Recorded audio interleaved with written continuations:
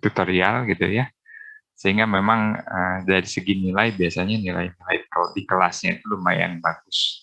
Tapi saya sendiri masih berpegang teguh sebetulnya apa namanya kita gitu ya kalau misalnya belajar saja hanya untuk ini kan kimia ini memang ya apa namanya ujiannya tuh hitungan ya, jadi hitungan konsep kemudian membaca kalau istilah sekarang itu apa ya, HOTS ya.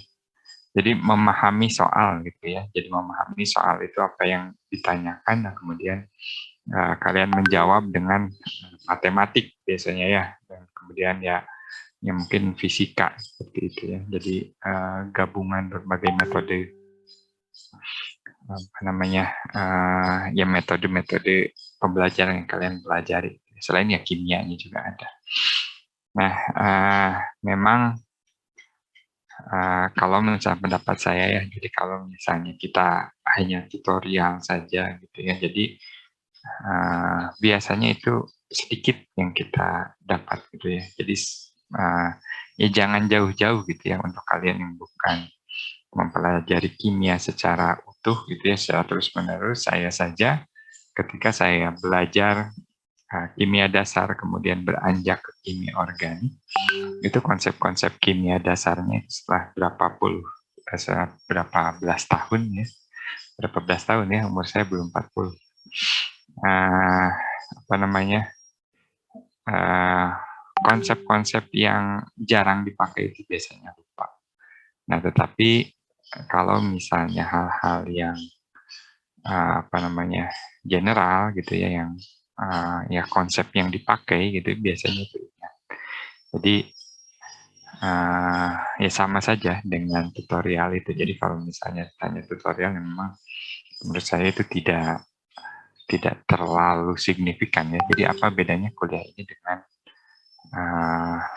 bimbel jadinya ya. Jadi ya walaupun memang kalian butuh untuk belajar untuk bisa menjawab, tapi balik lagi kalau menurut saya sih kita semuanya harus kita coba buat ya seimbang. Nah, karena ingat ya, besok kalian kan ujian, saya harap sih tidak ada lagi masalah dengan ini ya, yang terlewat pengumuman segala macam. Tadi ada yang message ya tentang ujian, kemarin saya belum sempat baca semuanya. Jadi dari pagi ini saya ada kuliah, kemudian malah data segala macam. Nah, apa namanya, memang itu ya perkuliahan ya, atau nilai ya. Jadi seberapa bagus nilai Anda gitu ya, tapi terkadang yang lebih penting itu adalah proses ketika Anda menjalani perkuliahan atau proses Anda mendapatkan nilai tersebut. Karena tidak jarang orang yang ketika kuliah nilainya itu paling bagus, tetapi ketika dia harus masuk ke dunia kerja dia bingung. Itu banyak cerita seperti itu. Jadi masa kuliah ini tidak hanya Anda itu wajib mengejar nilai, apalagi apa namanya ya mengejar nilai sampai menghalalkan segala cara ya. Jadi jangan sampai seperti itu. Karena ya itu baik lagi ya, kalau dari sisi moral ya, apakah orang yang korupsi itu orang yang bodoh gitu ya. Kemudian apakah orang yang misalnya kayak sekarang kan lagi ramai itu ya, binary option gitu ya. Apakah orang yang apa istilah kalian itu influencer itu orang yang bodoh gitu ya kan? Tidak gitu ya. Tapi akhirnya balik lagi ke moral, etika moral gitu. Jadi pada dasarnya kita itu hidup bukan hanya untuk mencari dunia semata ya, tapi ya kita harus niatkan kita tuh hidup tuh untuk apa gitu ya. Jadi saya suka bilang itu kalau gajah mati, ya itu ingat pepatah ya, gajah mati meninggalkan gading, terus harimau mati meninggalkan belangnya. Nah, kemudian kalau dulu senior saya suka bilang, kira-kira kalau misalnya kita meninggalkan apa? Dan apakah yang kita lakukan itu signifikan atau tidak? sampai orang itu ketika kita meninggal itu mengingat kita. Karena ya ingat ya, karena kita hidup ini tidak selamanya dan hidup ini sangat fragile, fragile. Jadi kita tidak pernah tahu kapan kita akan dipanggil, gitu. Tapi bukan artinya kita harus malas ngapa-ngapain karena pada akhirnya kita juga akan meninggal, ya tidak seperti itu juga ya. Karena kita juga dianjurkan untuk bekerja seakan-akan, atau ya bekerja misalnya ya belajar sama saja ya, atau berbuat suatu kebaikan gitu ya, yang ya terkait masyarakat seakan-akan gitu ya kita itu akan hidup selamanya gitu. Tapi ya ketika kita beribadah supaya khusyuk ya kita harus mengingat kematian gitu pada akhirnya. Oke, mungkin itu kultumnya. Kultum hari Jumat. Oke. Sebelum masuk ke ini ya tutorial, nanti saya akan saya berharap kita bisa interaktif ya. Nah, sebelum ke yang besok ya, jadi kita di sini hanya ada 3 saja ya. Soal terkait besok kesetimbangan kelarutan dan termo ya, karena termonya kemarin sudah pernah juga. Nah, ini saya ada hal yang saya agak khawatir kemarin saya terlewat ya. Ini ada yang tahu, mungkin akan audit saya. Nah, kemarin itu ketika mempelajari elektrolisis ya. Nah, kemarin tuh elektrolisis saya membahas baterai sekundernya itu tidak terlalu, mungkin agak masih kurang ya, saya khawatirnya. Jadi saya ingat ada soal ini. Nah, jadi mungkin saya akan membahas dulu sedikit gitu ya. Nah, kemarin atau ada yang sudah mencoba menjawab tidak yang di sini?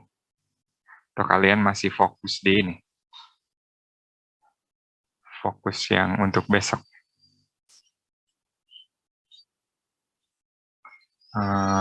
Ada yang tahu nggak? Ini saya baru sekarang coba pakai Foxit. Tulisannya gede ya.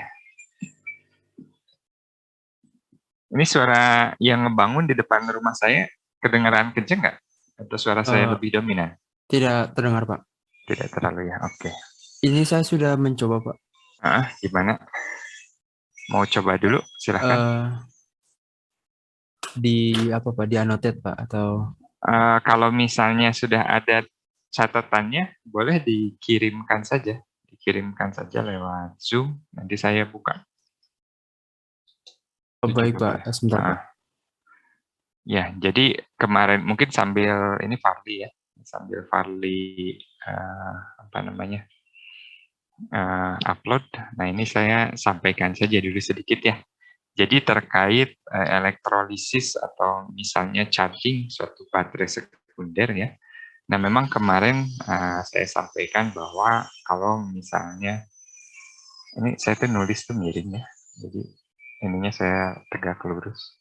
Jadi kalau misalnya kita punya sistem sederhana gitu ya. Nah, di sini. Nah, ini seperti ini ya, misalnya. Nah, ini kalian buat diagram. Ini itu seperti ini. Jadi di sini itu adalah 2 sistem. PBSO4, dua-duanya ke PBSO4. PBSO4, PBSO4-nya nempel di sini berarti ya, karena ini dua-duanya PBSO4.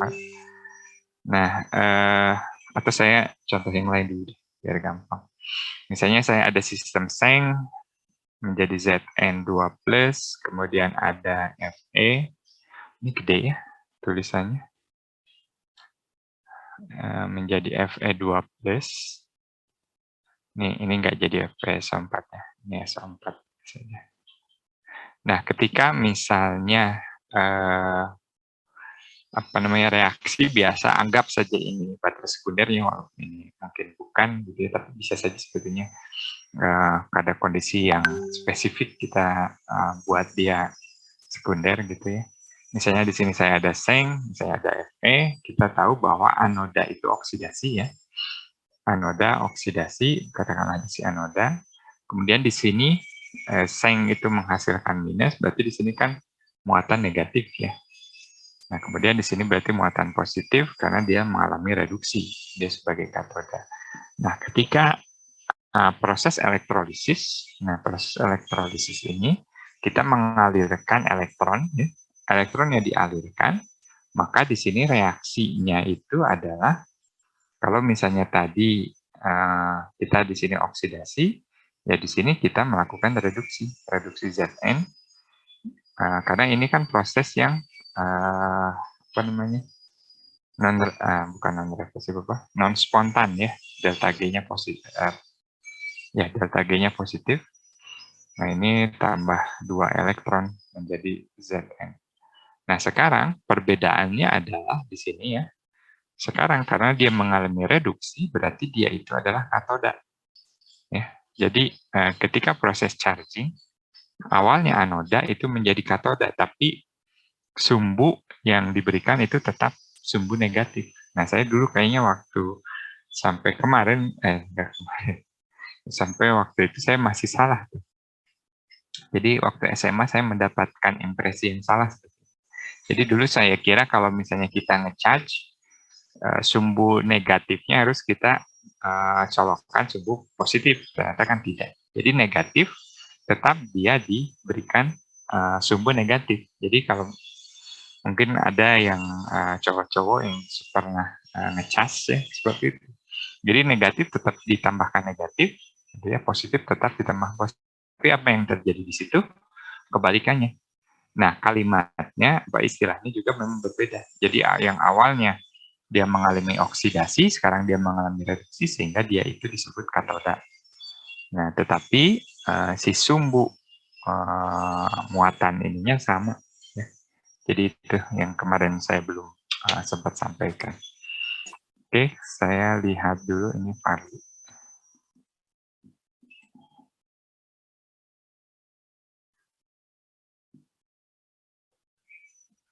Oke, ini gimana sih? Oke. Saya nyimpen di mana? Bukan di download ya? Oh iya benar. Kita.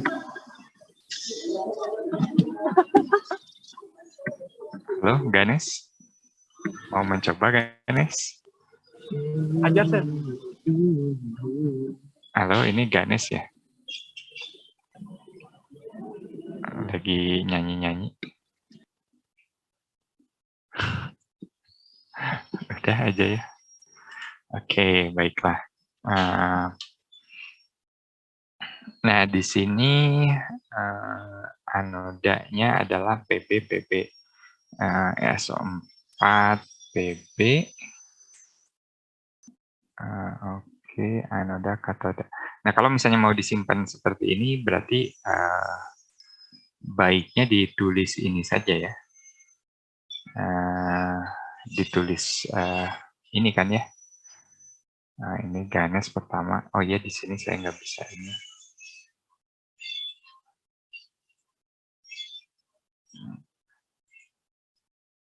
Saya bisa draw ternyata. Oke, tapi kalau saya draw, saya ini jadi zoom out ya. Oke, mudah-mudahan masih kelihatan ya. Nanti silahkan kalian masing-masing download saja. Nah, di sini apa yang terjadi pada proses ini? Di sini kata Farli, di katoda itu terjadi ini ya, katodanya ini. Nah, ini kalau misalnya kita oh ini ya, ini susunannya masih belum di ini ya, masih belum jelas ya. Jadi apa yang terjadi, apa yang jadi anoda atau katoda, ininya tuh masih belum. Nah, kemudian gambarkan diagram sel elektrolisis pengisian aki lengkapi dengan katoda dan anoda. Ininya oke ya. Jadi tadi itu yang dialiri listrik, kalau tadi saya gambarkan itu adalah yang mendapatkan listrik itu tadi itu apa? Katoda ya. Jadi katoda ya yang mendapatkan elektron. Nah, aliran ini aliran elektron, ini aliran listrik ya. Oke, jadi aliran elektronnya sudah betul bahwa di sini masuk ke katoda. Nah, ini untuk konsep aliran listrik ini memang ini ya, konsep yang sebetulnya salah, tapi sudah berulang-ulang, di mana positif itu ke negatif kan ya. Nah, itu sebetulnya konsep yang kurang tepat sebetulnya. Nah, di sini katodanya katanya adalah PbSO4. Nah, kita lihat di sini. Katoda itu apa yang terjadi di katoda? Reduksi, Pak. Reduksi, Pak. Katoda reduksi. Kok kayak gini ya?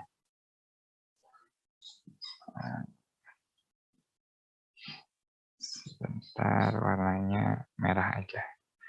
Katoda itu katoda reduksi. Kok bisa? Ini ada garis. Katoda itu reduksi, anoda oksidasi ya. Nah, ini akan sama saja untuk semua jenis sel. Nah, kemudian di sini kita lihat dari apa namanya ini teh, potensial reduksinya. Dari potensial reduksi, kalau misalnya kita punya sel bukan sel pada saat charging ya, berarti yang saya mulai dari yang tidak charging dulu aja ya. Kalau misalnya tidak charging, anodanya mana kira-kira antara dua ini? Anoda itu oksidasi kan ya. Katoda itu reduksi. Reduksi ini elektronnya di sini kan. Ini saya bisa ini nggak ya zoom? Aneh ya nggak bisa nge-zoom saya. Berarti yang mengalami oksidasi adalah ini kan? Sorry, bukan maksudnya coret. Jadi proses yang di Farley tuliskan di sini ini adalah proses untuk ketika dia menjadi baterai.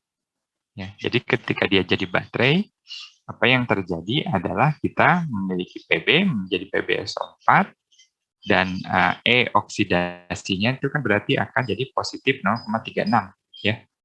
Nah, kemudian kalau katodanya seperti ini, maka ini yang akan menjadi positif sehingga kita akan punya E sel, E0 sel itu sama dengan 1,69 ditambah apa namanya 0,36 berarti berapa? 51 ya 2,05 ya 2,05 volt. Nah, ini adalah E selnya. Nah, tetapi di sini yang terjadi adalah kita melakukan charging. Nah, maka ketika melakukan charging, kita sebetulnya berpindah. Ya, jadi yang awalnya ketika di anoda itu membentuk apa namanya PbSO4, berarti sekarang kita mau recovery lagi Pb-nya. Kita recovery Pb berarti ininya akan tetap seperti ini. Nah, ini yang dibalik. Ya. Jadi sekarang anoda kita, anodanya adalah reaksi yang Pb. Sorry, bisa saya bingung. Yang PbO2 ya. Jadi PbO2 ini akan mengalami oksidasi, sorry dibalik. PbSO4 akan mengalami oksidasi menjadi PbO2. Ya, jadi ini dibalik, ini menjadi oksidasi. Nah, ini di anodanya saya tulis sendiri gini dulu. Jadi di sini PbSO4 saya gini aja ya, nggak lengkap ya. PbSO4 menjadi Pb. Nah, ini akan karena dia oksidasi, karena dia reduksi, maka ini adalah katoda. Ingat, katoda untuk di sini katoda itu adalah sumbu yang negatif ya. Sumbu negatif karena kita menambahkan elektron kan. Kita menambahkan elektron, kita membutuhkan elektron. Jadi ini adalah sumbu negatifnya. Nah, sekarang reaksi oksidasinya atau di anodanya berarti adalah yang ini. Jadi di sini mengalami oksidasi. Jadi di sini sama-sama PbSO4. Jadi PbSO4 katakanlah menjadi PbO2. O2 ya, menjadi PbO2. Nah, ini anodanya yang Tadi kan elektronnya di sebelah kanan ya, anoda itu oksidasi, dan dia ya adalah sumbu yang positif. Begitu. Jadi ini dibalik. Jadi yang terjadi dibalik. Aliran listriknya ya sudah nggak apa-apa. Aliran listriknya mah kalian di sini yang saya nggak tahu, ini nggak terlalu jelas ya, Fahri nanti harus nyatakan saja aliran listrik tadi ke katoda ya, betul ya. Jadi di sini berarti tulis di sini adalah sumbu negatif, di sebelah kanannya sumbu yang positif. Nah, kemudian kalau misalnya harus menggambarkan di sini, maka ya di sini ya sama saja ya. Ini bergabung ya. Kalau di aki ini bergabung. Jadi di sini ada PbSO4 ya. Jadi PbSO4. Nah, kemudian menjadi PbO. Jadi katoda itu PbO. Mungkin gambar seperti ini aja ya. PbO, PbSO4. Nah, itu bisa ditulis seperti itu. Nah, ininya logamnya Pb ya. Nah, di sini itu adalah berarti ditulis ya ini aja yang menjadi Pb-nya. Pb dan PbO kan. PbO.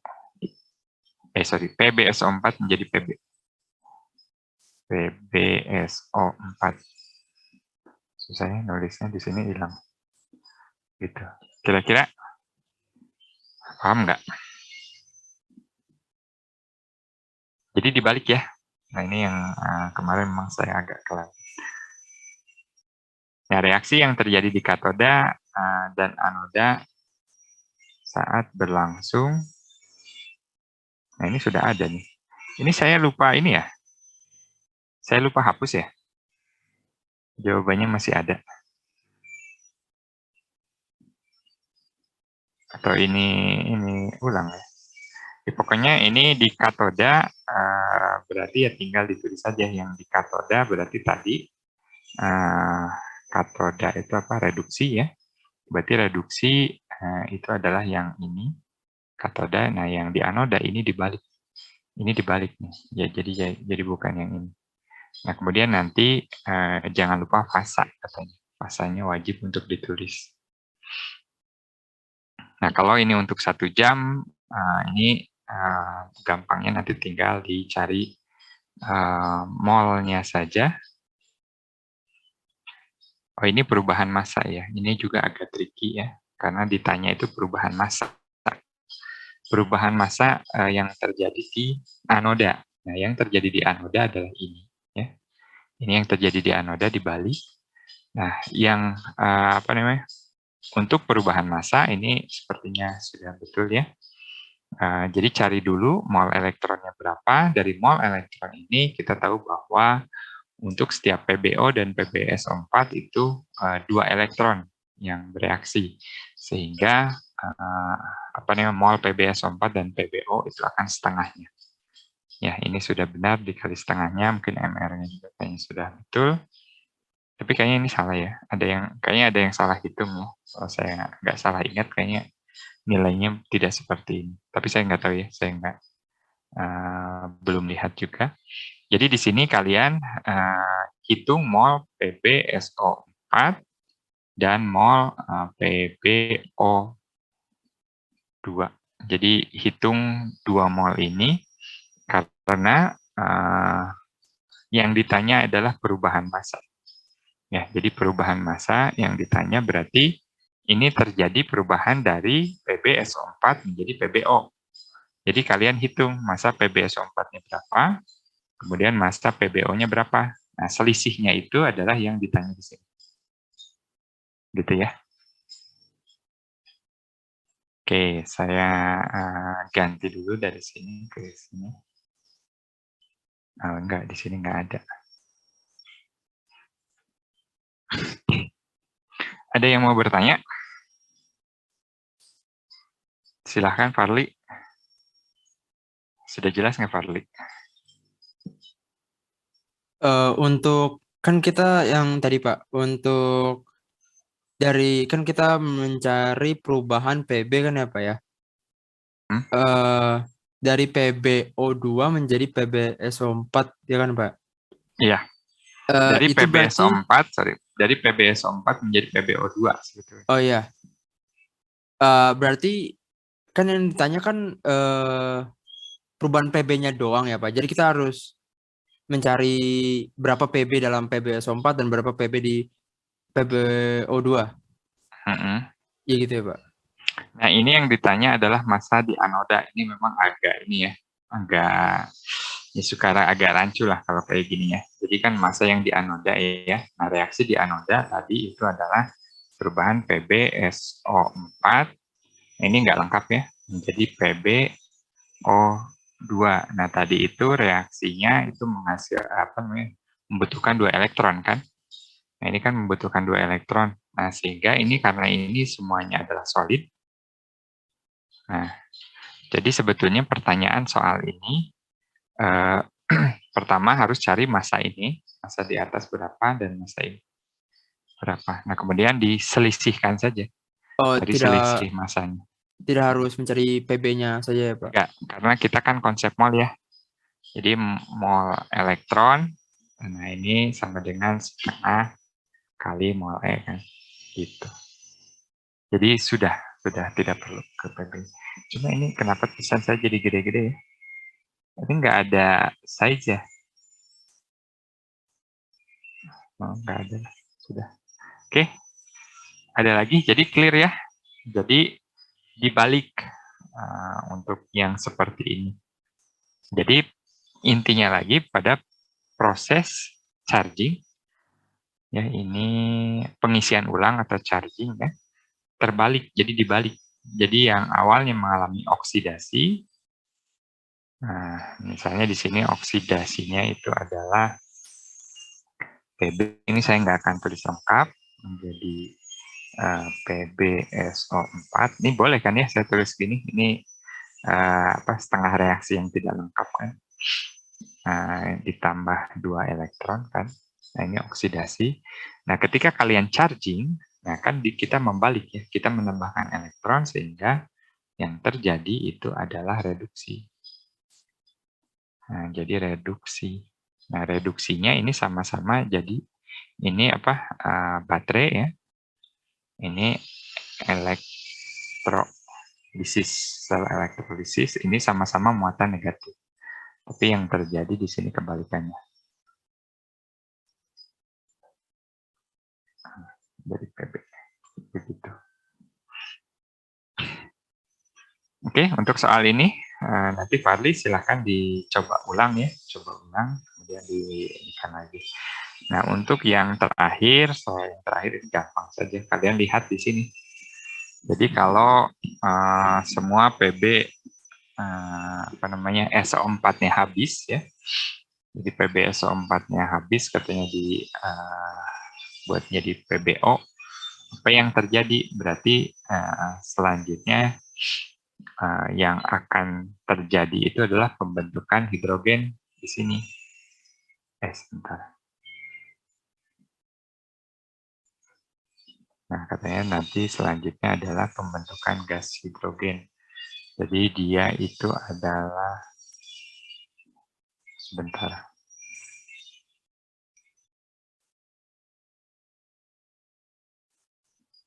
Kayak salah ya.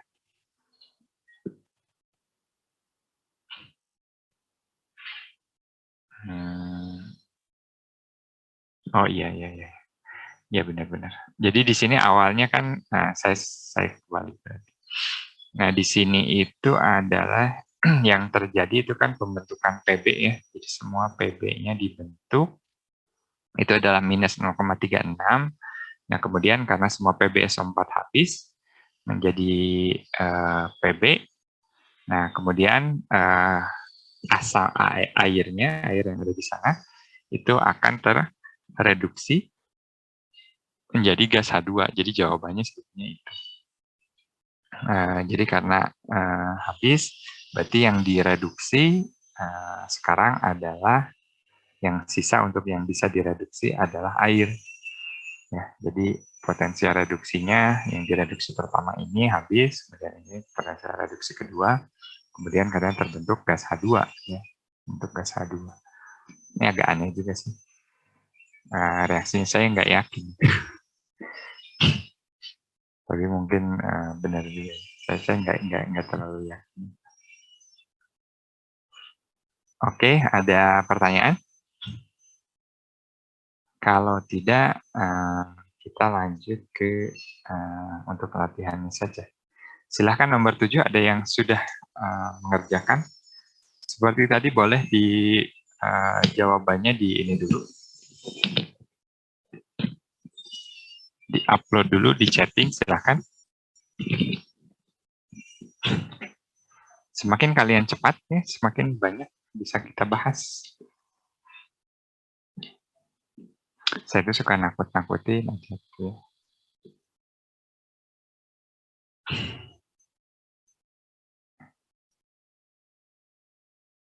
Oke, adakah?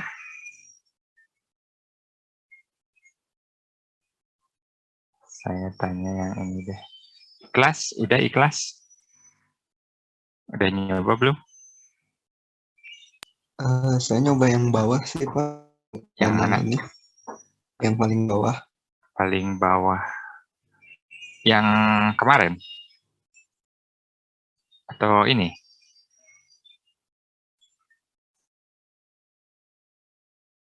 Yang paling bawah mana? Yang ini kan besok kalian ujian ini. Nyobain yang ini, ikhlas? Halo? Yang itu, Pak. Yang kimia organik. Nah, yang ini. Oh iya, ini mah nanti aja ya. Kan kita mau kuis dulu besok. Sebetulnya ini mudah saja. Jadi mungkin ini nanti dulu deh buat biar persiapan besok ya saya bahas. Oke, yang ini belum ada yang nyobain? Saya sudah mencoba juga, Pak. Oh, Farli lagi. Boleh, Farli. Apa-apa biar ini saya ganti dulu ya, tapi saya coba ganti ini ya, nggak pakai Foxit. Saya coba buka di yang lain.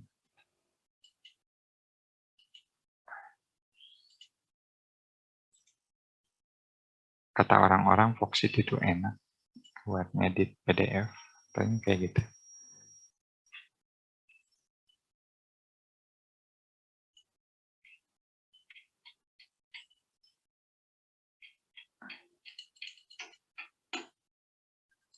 Oke, kita bahas lagi.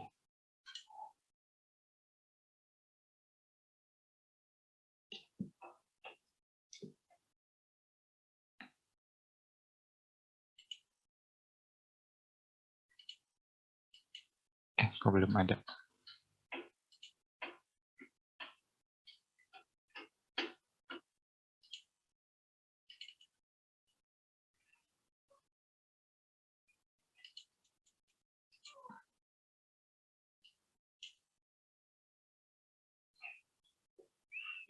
Oke, ini ya.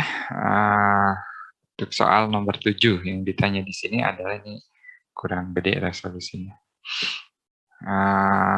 Dicampurkan 75 mili larutan perak nitrat, AgNO3 0,2 molar dan 75 mili larutan asam asetat 0,3 molar ya, diketahui Ka-nya sekian-sekian gitu ya.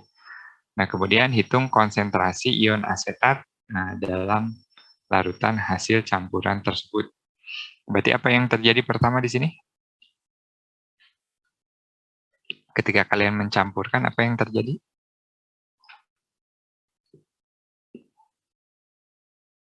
Apa yang terjadi? Perubahan konsentrasi, Pak. Perubahan konsentrasi ya, pengenceran ya. Jadi terjadi pengenceran dulu ya. Jadi kita tahu bahwa sekarang ini benar nggak si maksudnya ini?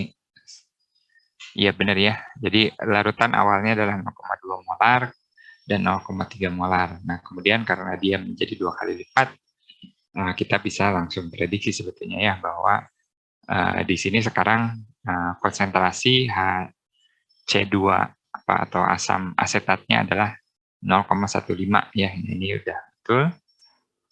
Di sini Farli Mulainya dari situ.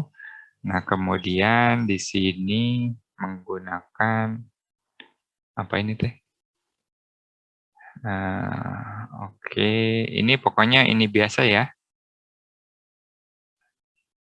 Ini itu apa namanya? Perhitungan biasa. Ini caranya gimana? Oh, ini udah dikali KA ya. Iya Pak, Oke. saya pakai persamaan kuadrat H plus kalau nggak salah. Iya, karena di sini sebetulnya ini tidak perlu seperti ini ya, karena di sini X sama dengan X. Nah, sehingga KA sama dengan X kuadrat dibagi oleh konsentrasi HC2, konsentrasi asam asetat ya. Jadi tinggal seperti itu saja. Jadi H plus, konsentrasi H plus sama dengan akar saja. Jadi nanti yang kalian sudah biasa pakai itu. Akar, apa namanya, ini ya, akar KA dikali konsentrasi, itu saja. Jadi ini nggak perlu seperti ini ya, jadi nggak perlu sampai ke persamaan kuadrat. Gitu. Oke, reaksi kesetimbangannya juga benar. Nah, ditanya di sini adalah reaksi kesetimbangan kelautan perak asetat, ini sudah benar. Ini peraknya adalah perak 1. Nah, ini asam asetat juga minus, sudah oke. Nah, ditanyakan apakah terbentuk endapan perak asetat dalam campuran.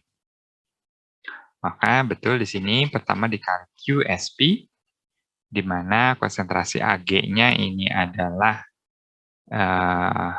ini ya 0, jadi 0,1 benar. Nah, kemudian konsentrasi apa namanya? Konsentrasi ion asetatnya, apakah konsentrasi ion asetat sama dengan konsentrasi asam asetat? Tidak ya. Karena tadi Fadli sudah tulis di sini. Konsentrasi H+ sama dengan konsentrasi asetat sama dengan sekian. Nah, ini saya nggak tahu perhitungannya sudah benar atau tidak. Tapi Maaf Pak, tapi itu saya memasukkan konsentrasi asam asetat di sebagian ion itu karena saya mikirnya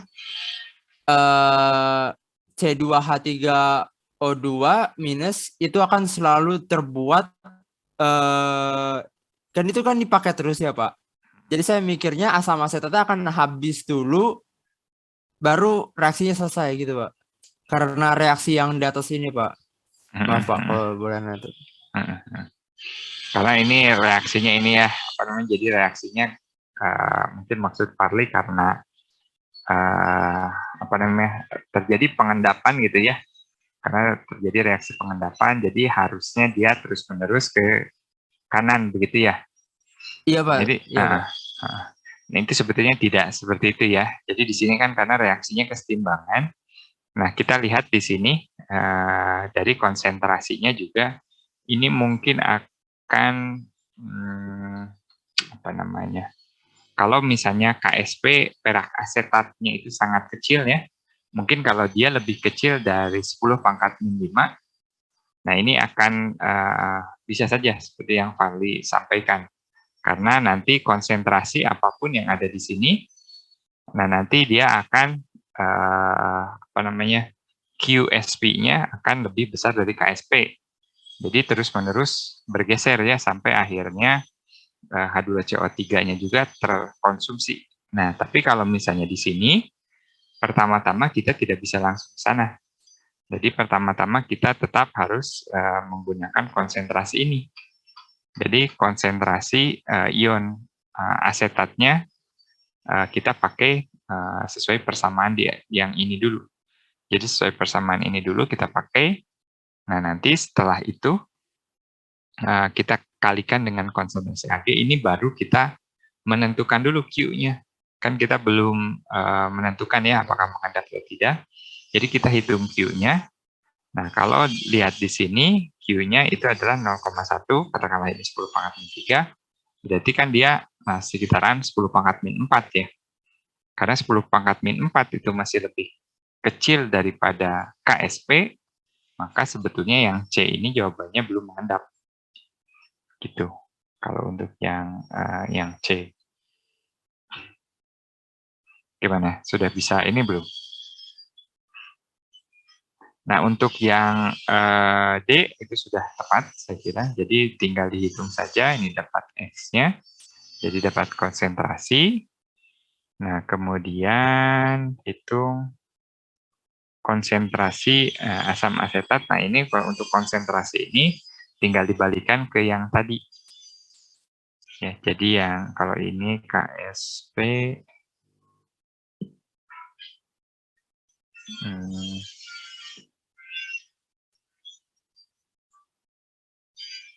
KSP sama dengan AG plus sama dengan X kuadrat. Nah, ini tidak bisa begini ya. Karena yang di sini juga tetap saja konsentrasi Ag-nya itu adalah 0,1 untuk yang di E. Jadi di sini kita tahu konsentrasi ion asetatnya dari ini tuh contoh soal yang ini. Contoh soal yang berurutan. Ya, jadi soalnya yang berurutan begitu. Nah, kemudian sekarang kita tahu konsentrasi karbonat ya. Nah, konsentrasi karbonat kita balikan lagi ke yang ini. Ini kan soal yang F ini, F dan E ini tidak terkait soal nomor A atau soal utama. Jadi di sini pengandaian.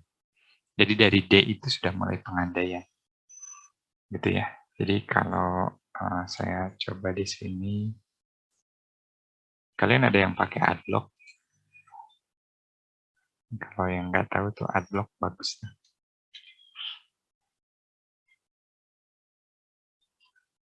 Nah, tadi yang C sudah. Ini di sini kita bisa menghitung konsentrasi C2H3O2-. Maka di sini tadi KSP ya. Jadi KSP, ini sebenarnya tinggal segini saja. KSP sama dengan konsentrasi Ag kali dengan konsentrasi C2H3O2-.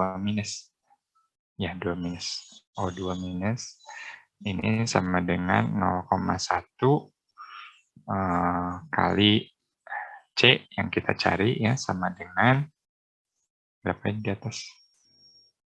2,3 kali 10 pangkat 3. Maka C itu sama dengan berapa? Berarti 2,3 kali 10 pangkat min 2 ya. Nah, C-nya seperti itu. Mencari C-nya. Jadi C-nya dicari saja di sini. Nah, sekarang untuk mulai ke sini, konsentrasi ini kita pakai lagi rumus yang biasa. Jadi, di mana kalian tahu bahwa Ka sama dengan, katakanlah di sini X kuadrat ya, dikali X itu sama dengan H plus, sama dengan konsentrasi C2H3O2-. Begitu. X kali konsentrasi Ha aja ya, Ha asetat, khususnya asetat. Jadi di sini kita tahu konsentrasinya, kita tahu Ka-nya, Ka-nya dikasih. Nah, Ka-nya tahu ya. Nah, kita bisa mendapatkan konsentrasi Ha. Begitu saja sebetulnya.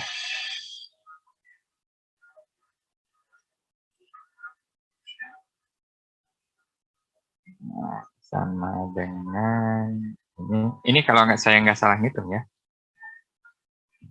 Benar kan tadi jadi 0,1.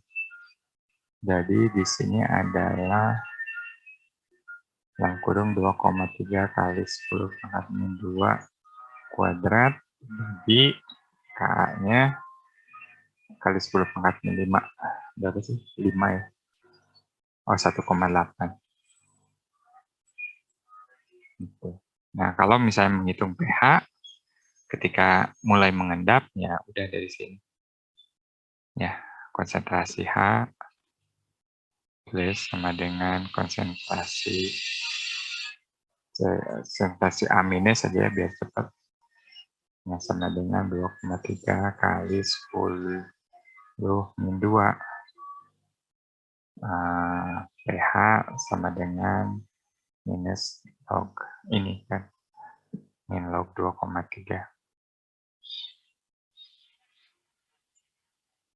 Gitu saja.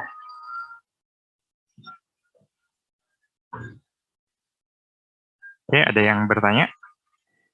Ini Farli sudah bagus sebetulnya konsepnya, tinggal ya agak diperbaiki saja. Misalnya tadi ya di sini konsentrasi ini kita nggak pakai sama dengan X. Nah ini nggak jadi pakai ini lagi ya, tapi pakai yang di atas. Nah, karena ini X ini untuk konsentrasi C2 apa namanya ion oksalat.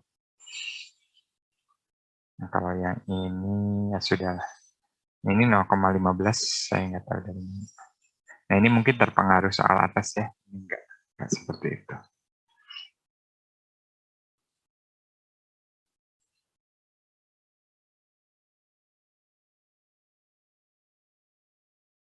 Ngantuk ya, apa namanya sudah menjelang 10 hari terakhir ya kalau nggak salah.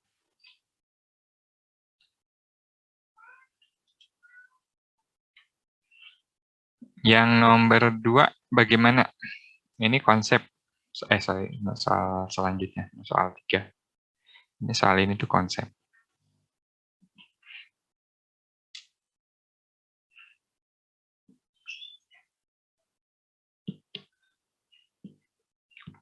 Saya off cam.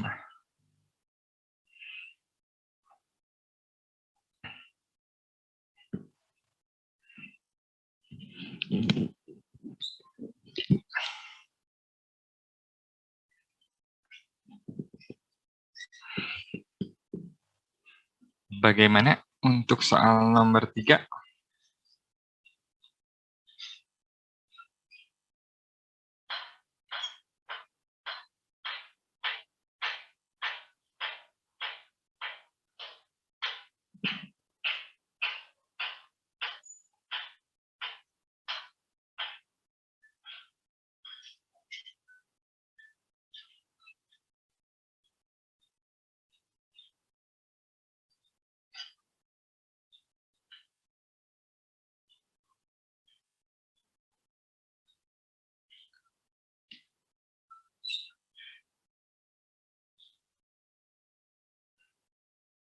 Tidak ada.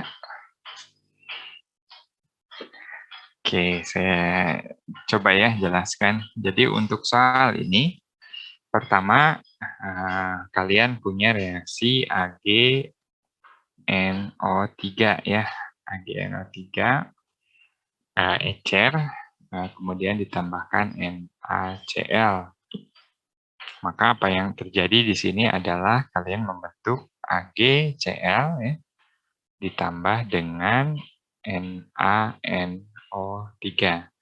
Nah ini kalau kalian buat dia persamaan ionik, maka persamaan ioniknya yang terjadi, persamaan ion bersihnya itu adalah Ag plus tambah Cl minus, kemudian menjadi AgCl solid ya. Karena di sini ini fasa wajib ya, aqueous, ini menjadi solid. Nah kemudian apa yang terjadi di reaksi yang kedua? Nah ini reaksi yang pembentukan kompleks. Nah ini kalian memang harus hafal ya reaksi kompleksasinya itu bagaimana. Jadi di sini itu adalah AgCl, kemudian ditambah NH3 ya, NH3, maka dia menjadi AgNH3 plus, AgNH3 plus tambah Cl minus. Nah ini aqueous lagi, ini solid. Ya, jadi ini bolak-balik. Gitu. Nah kemudian ditambahkan bromida. Nah, kemudian terjadi padatan lagi, ya ini reaksinya berulang saja. Jadi di sini AgNH3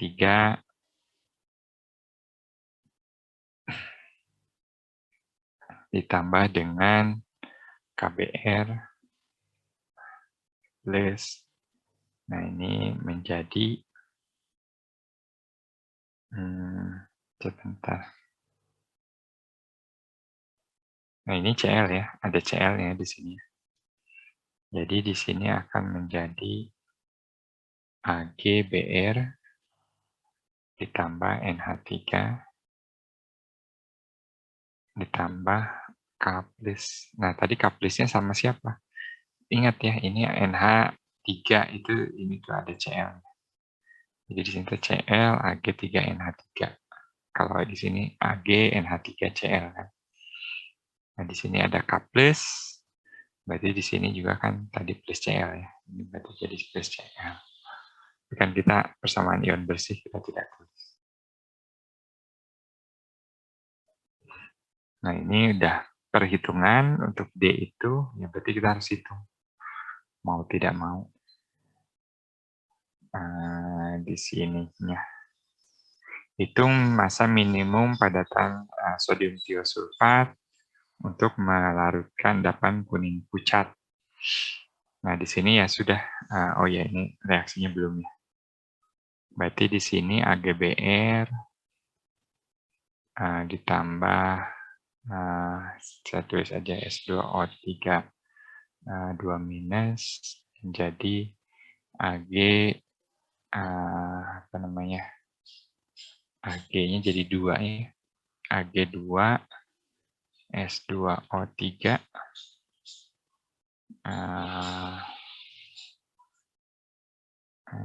S2O3 ya, Ag2 S2O3.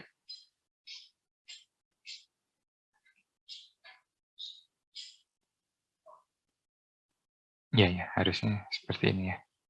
Tapi ini bukan kompleks ya. Ini lebih mirip ini ya.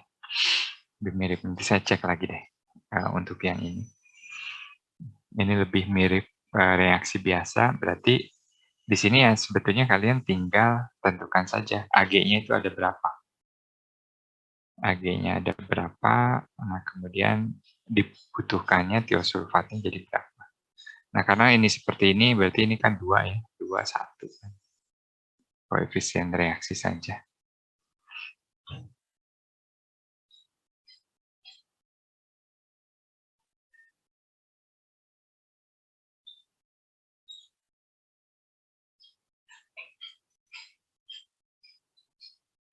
Oh enggak, ini maksudnya gini ya. Jadi kita pakainya persamaan kompleks ya. Ini kan solid, berarti konsentrasi yang adanya ini sama ini saja. Gitu. Nah, konsentrasi Ag2SO, Ag2S2O3-nya berarti kan konsentrasi ini ya. Ini jadi habis. Jadi ya tinggal dipakai saja nanti S2O3-nya jadinya berapa.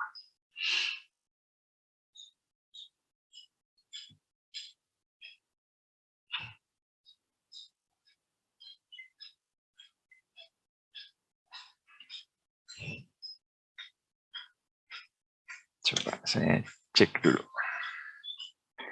Nah, yang reaksi terakhir, ya sama saja ditambahkan Ki. Itu reaksi juga. Cuma reaksinya memang bolak-balik.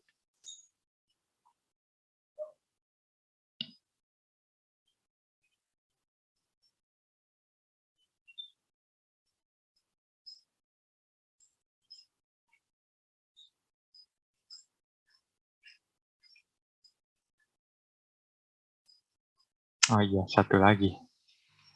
Ini saya nggak lengkap. Ag2SO3 kan ini ada Br ya, ditambah 2 Br.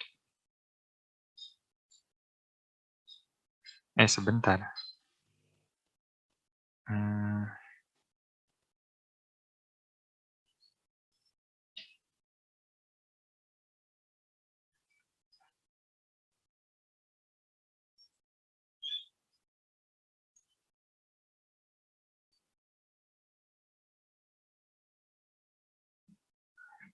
Ya ternyata ini lebih tricky dari yang ini ya.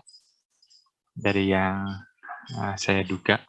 Karena kompleks yang terbentuk ya, kompleks yang terbentuk dari Ag dengan sulfit.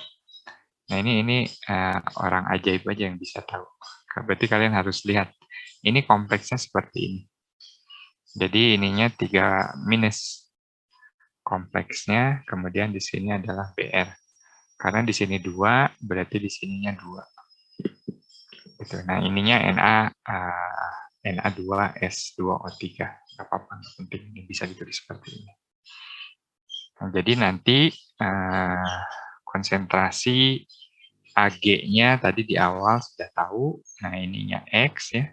Untuk bereaksinya kan nanti jadi X. Nah, kemudian di sini itu adalah ya konsentrasi AgBr, ini juga konsentrasi AgBr. Jadinya.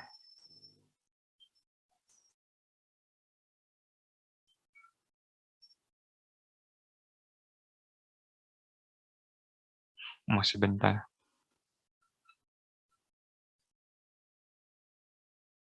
Ya, yang ini agak-agak sulit.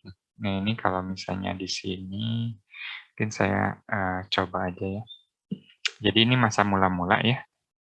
Kemudian reaksi akhir. Nah, pas mula-mula, ininya adalah X. Ini saya nggak tahu siapa yang bikin. Kalau yang soal-soal susah gini. Di sini itu kita harus cari molaritasnya dulu. Di sini KBR-nya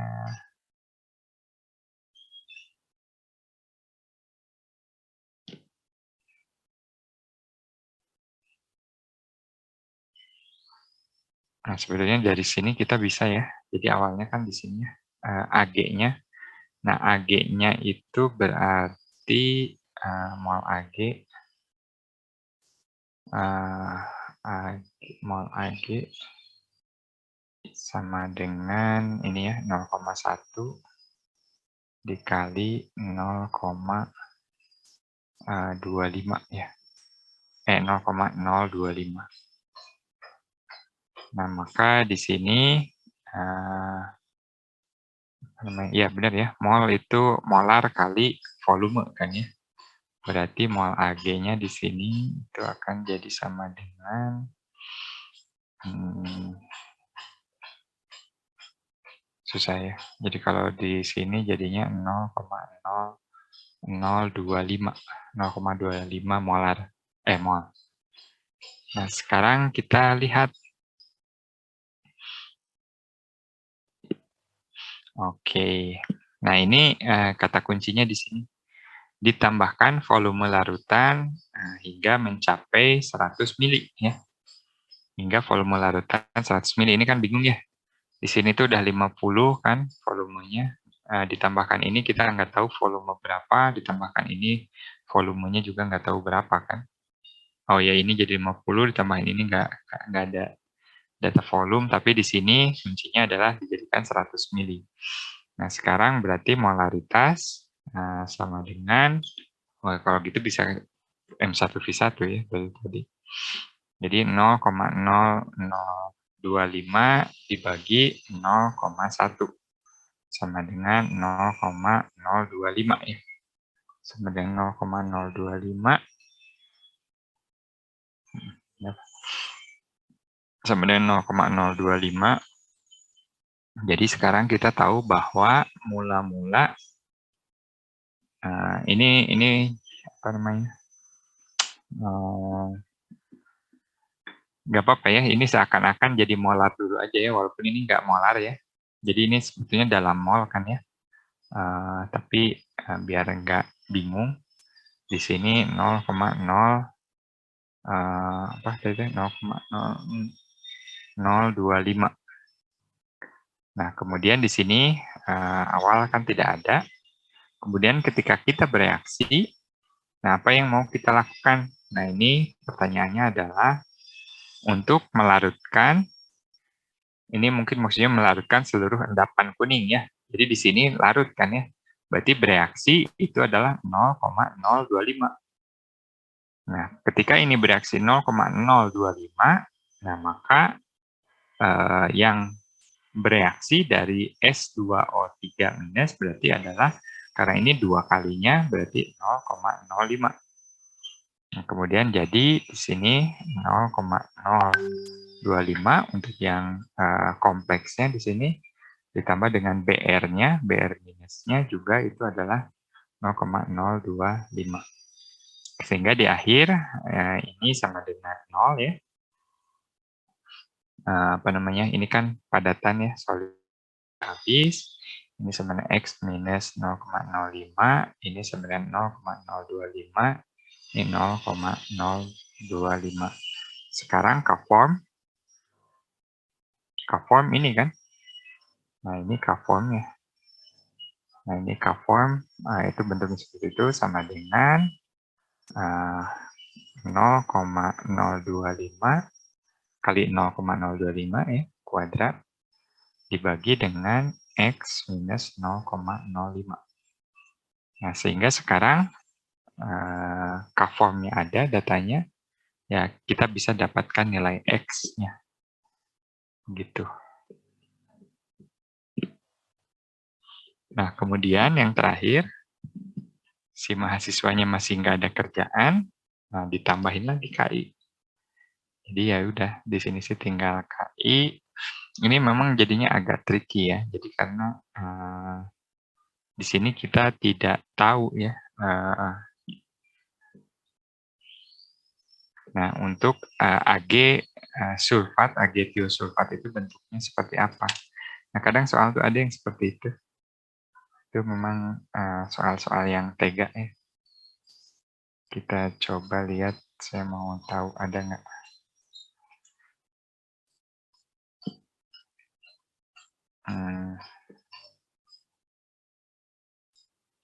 Itu solubility ya.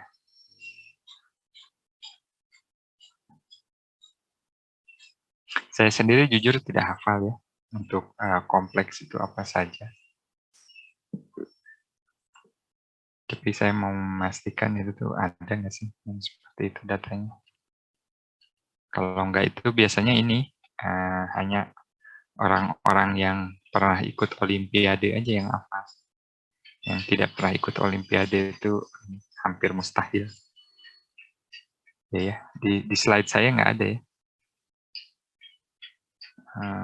Saya coba buka slide-nya Pak Rukman.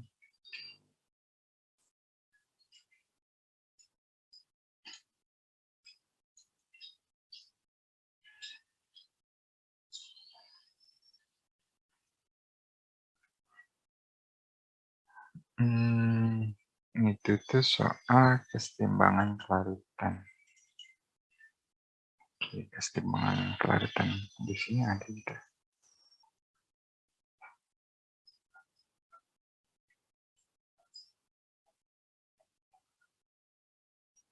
Tadi saya juga salah ya. Jadi kalau saya tadi tidak lihat ini kuncinya untuk terkait reaksi yang terakhir, saya pasti salah.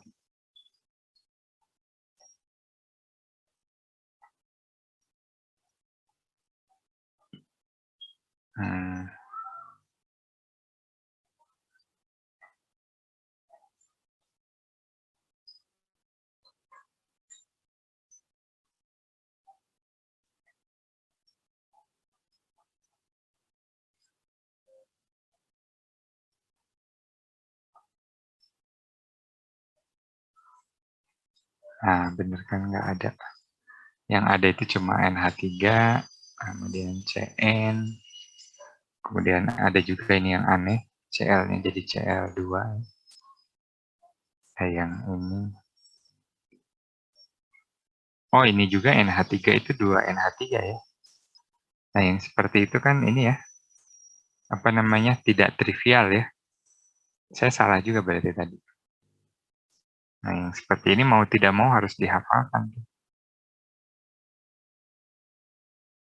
Jadi 2NH3 ini sebenarnya 2 plus ya.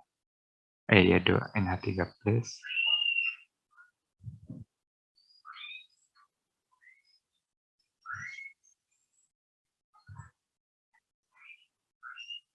Ya, jujur saya tidak tahu kalau soal yang seperti itu memang soal yang tega.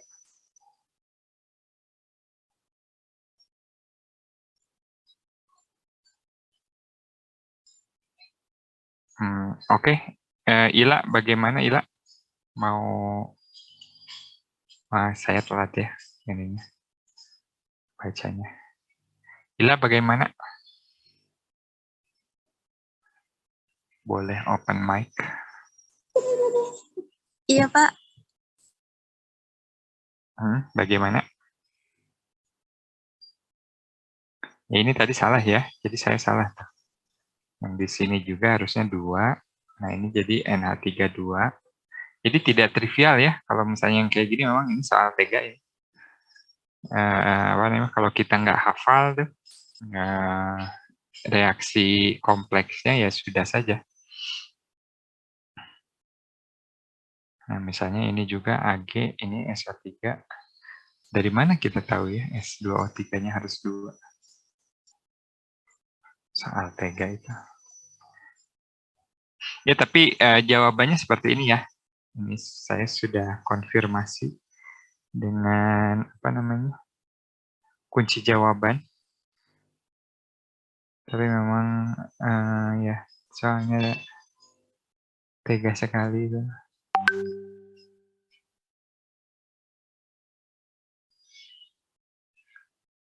Ya, gitu ya. Oke, walaupun saya juga ngantuk, ini apa yang hadir juga makin sedikit, tapi tetap semangat lah untuk besok yang mudah-mudahan masih ada yang mau sambil belajar bareng. Kita coba yang sini. Nah ini gampang. Ila kayaknya bisa nih Ila.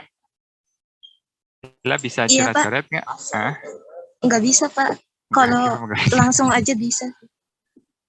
Tapi ada ini, udah cobain Ila yang ini Ila. Udah, Pak. Nggak bisa ngirim ya?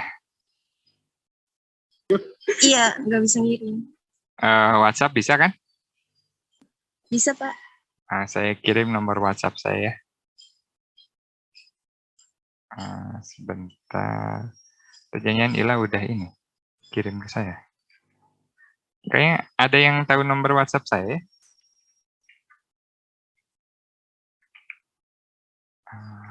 0812.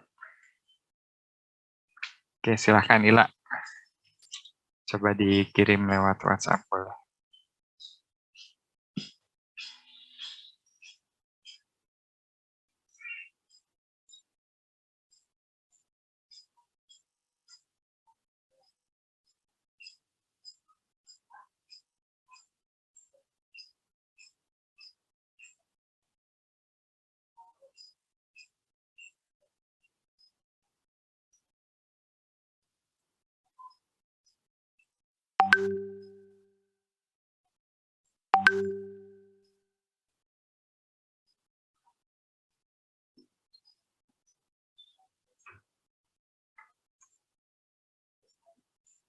Sebentar menunggu Ila mengirim ya. Saya tutup dulu. Ila sudah dapat kan ya WhatsApp saya? Ini udah dikirim belum? Waiting for message. Kalian ada yang mengalami ini nggak? WhatsApp webnya itu kadang waiting for message. Itu kenapa ya?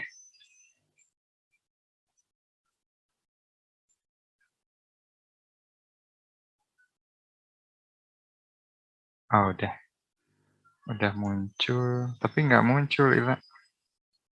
Saya nggak tahu itu gimana tuh.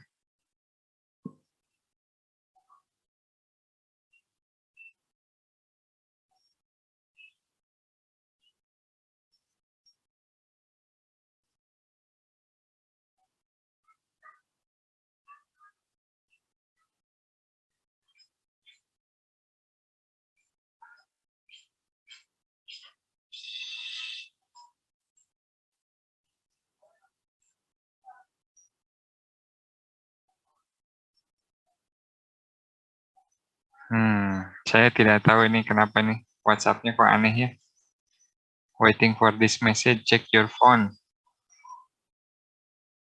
You're messaging to open WhatsApp. Ila, WhatsApp-nya katanya buka lagi di HP. Make sure you're both on the latest version. Saya nggak bisa buka di komputer. Kalau pakai Teams aja, Pak, gimana? Boleh, boleh. Saya bingung ya WhatsApp-nya sekarang jadi ini. Jadi aneh.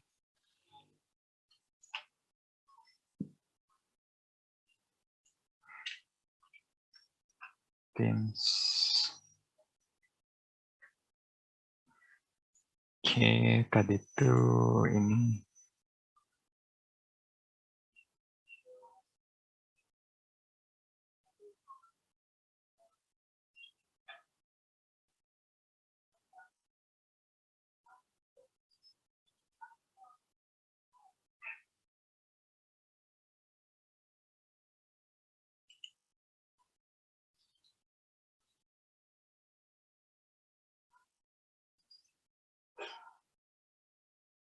Oke, ini jelas sudah ya. Ah, ini juga aneh. Soal mana hilang teh?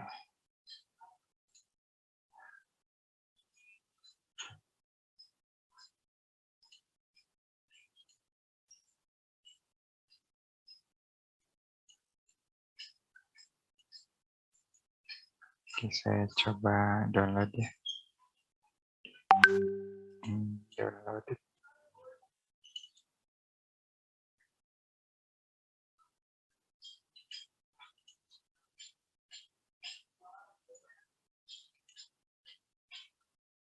Minggu depan kalian masih ini? Ada dosen yang semangat untuk kuliah? Luring maksudnya? Atau sudah daring semua? Halo? Sudah dari semua, Pak. Berarti saya itu hanya terdepan saja ya. Jadi, oke. Nah ini jauh. Oh, saya udah sharing ya? Benar kan ya? Saya sharing ini ya? Terlihat kan? Terlihat, Pak. Iya, ini yang gila. Ini saya bisa draw ya, tapi kalau saya draw saya nggak bisa ngezoom. Jadi bingung ya. Gimana tuh ya? Sudahlah, kita lihat ini aja. Oke, di sini soalnya adalah, ini soalnya kan ya, ditulis lagi. Nah, di sini kita memiliki data H 0, data formation, dan delta S 0. Berarti apa yang bisa kita lihat di sini? Kita bisa cari delta H dan delta S. Selebihnya kita bisa juga cari kita bisa cari delta G kan ya, karena rumusnya delta G sama dengan delta H min T delta S, minus T delta S. Delta G harus negatif buat untuk menjadi spontan. Nah, itu yang pertama. Oke, reaksi reaksinya ini ya. Nah, ini reaksinya, betul, reaksinya tidak mengubah tekanan karena di sini tekanannya itu koefisiennya 1 dan 1. Jadi betul ya, itu tidak terjadi perubahan tekanan dalam wadah karena yang dikonsumsi dan dihasilkan itu sama saja. Jadi tekanannya akan sama. Kemudian di sini padatan NiO2 dan gas CO2 kemudian dipanaskan. Berarti awalnya yang sebelah kiri dulu sampai suhu 750. Nah, kemudian tekanan dalam wadahnya adalah 2,5 atm. Hitung tekanan parsial gas CO2 dalam wadah tersebut. Nah, sekarang di sini ya, di sini betul. Jadi di sini PCO tambah PCO2 sama 2,5 atm. Kemudian kita punya KSP ya, di sini kok KSP, KP ya. KP-nya di soal diberitahu ya, K-nya dikasih tahu. Nah, ini mungkin yang agak tricky di sini. Saya ganti model sharing. Nah, saya jadi share screen saja biar semuanya. Nah, di sini itu K ya. Nah, K di sini itu adalah KP. Ini aneh memang. Untuk delta G itu aneh. Jadi kalau karena K-nya itu adalah activity. Jadi sebetulnya K-nya itu beda agak berbeda definisi, tapi di kimia dasar ini dipaksakan saja. Jadi kita definisinya nggak tahu, gitu ya, tapi dipaksakan saja bahwa di sini K-nya ini adalah Kp. Nah, untuk seperti itu, apa namanya? Untuk soal selanjutnya 2,5 ATM, jadi betul. Jadi di sini K sama dengan Kp, sama dengan tadi nilainya sama dengan ini yang reaksinya. Reaksinya apa tadi? Ini aja ya, CO2 PCO2 dibagi PCO ya. Kp-nya tahu, kemudian totalnya tahu, PCO2 tambah P apa namanya? CO sama dengan 2,5. Di sini kita tahu. Nah, di sini kita punya info selanjutnya adalah misalnya di sini PCO2 sama dengan Kp kali PCO kan. Nah, seperti itu. Tinggal masukkan saja ke situ. Nah, jadi nanti bisa diperoleh 2,5 itu PCO-nya berapa, PCO2-nya berapa, nanti tinggal dicari PCO-nya. Nah, balik lagi ke ILA bagaimana. Ini begini sudah oke ya. Tadi 250, betul. Ya, tinggal seperti ini saja. Jadi kita bisa tahu PCO-nya ya. PCO-nya tahu, PCO2-nya juga bisa tahu. Nah, sekarang menghitung delta H, delta S dari reaksi ini juga oke. Pertama dicari dulu delta H-nya. Itu adalah produk dikurangi reaktan saja. Delta S juga sama, produk dikurangi reaktan. Kemudian termodinamikanya untuk menghitung K pada 750. Nah, K pada oke. Jadi dari data termodinamika, K-nya berapa? Nah, ini kita memang lucu soalnya ya. Jadi dari data termodinamika ini, nah ini saya tuliskan dulu di sini, bahwa delta G 0 sama dengan, apa namanya, RT ln K ya. Ya, RT ln K. Ln K. Ini minus ya, minus RT ln K ya. Iya, minus ya.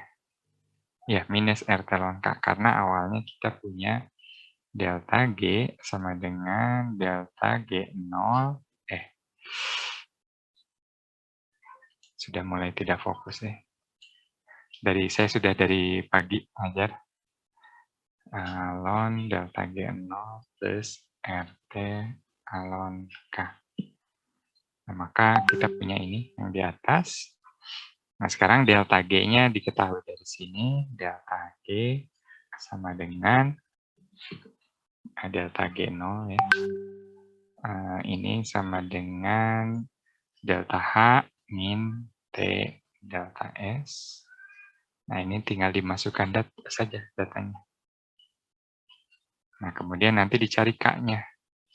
Kita lihat di sini jawabannya. Nah, jadi dari sini jawabannya diperoleh bahwa K-nya itu 400. Nah, jadi sekarang K-nya itu apa namanya? Kalau kita bandingkan dari K yang awal itu tidak sama ya. Jadi nah, ini K-nya kalau dibandingkan dengan di sini K-nya itu adalah 250. Sedangkan tadi hasil hitungan ILA K-nya itu adalah sekitar 400. Sehingga di sini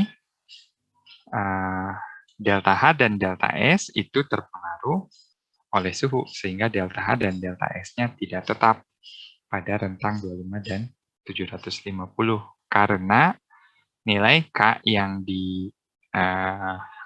berdasarkan perhitungan, nilai K berdasarkan perhitungan termo dan eksperimen itu beda.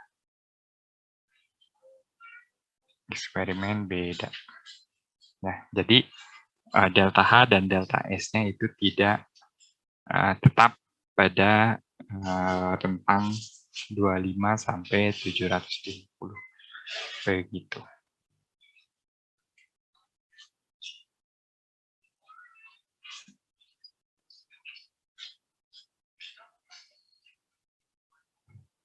Oke, ada yang mau ditanyakan?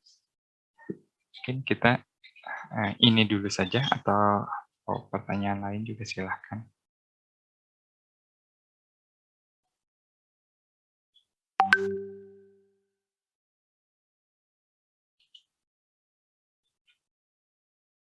Absensi sudah dibuka ya, absensinya tutorial saja untuk hari ini. Jangan lupa. Oke, kalau misalnya tidak ada, ini pesertanya juga sudah berkurang lagi. Oke, mungkin silahkan kalian lanjutkan saja, mungkin belajar mandiri masing-masing, tidak apa-apa. Kalau memang kalian merasa lebih efektif seperti itu juga silahkan saja. Mungkin ini ya, saya nggak tahu nanti hari Rabu depan, jadi kita satu lagi pertemuan kita akan coba selesaikan di sini, dan kalau misalnya ada pertanyaan lain kita bisa bahas juga terkait tadi ya yang belum, berarti yang akhir ya. Kita bisa coba lagi sama yang tadi elektrolisis satu lagi, atau nanti kita bisa coba juga. Mungkin itu saja dari saya, kalau tidak ada ya, atau ada? Oke, kalau tidak ada, nah ini saya nggak tahu apakah nanti minggu depan akan ada pesertanya atau tidak, tapi mungkin dari saya, kalau misalnya ya ada salah-salah kata, mohon maaf. Nah, semoga apa yang saya berikan selama ini, walaupun mungkin saya tidak tahu apakah banyak atau sedikitnya yang diterima dan akhirnya dipahami, tapi semoga itu menjadi bermanfaat. Nah, kemudian saya cukupkan kuliah kita hari ini dengan ucapan hamdalah. Kalau tidak bertemu ya sampai jumpa lagi. Saya tutup. Wabillahi taufiq wal hidayah. Wassalamualaikum warahmatullahi wabarakatuh. Silakan, selamat belajar. Waalaikumsalam. Terima kasih, Pak. Waalaikumsalam. Terima kasih banyak, Pak. Pak. Terima kasih, Pak.